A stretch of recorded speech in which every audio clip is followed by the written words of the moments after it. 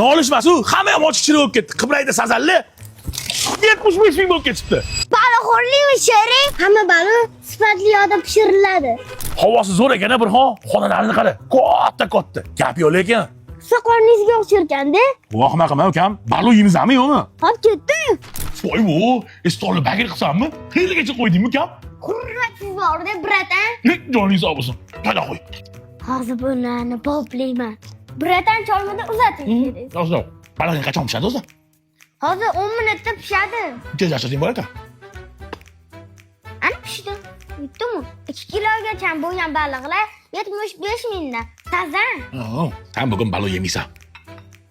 Voy, bunisi nima? Bu yerda 5 xil baliq qilishadi.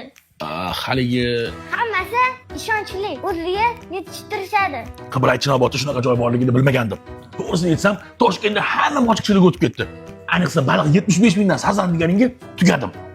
Baliq yemaysan ukam? Yo'q, bugun sizni mehmon qilaman. O'zingiz ko'proq yuring. Ye, balaga davka. Bundoq boqib. Ayni payti men surdim. So'z ham boplash aka. Boshqa tu. U yerga pul to'lashga bo'lsa kerak.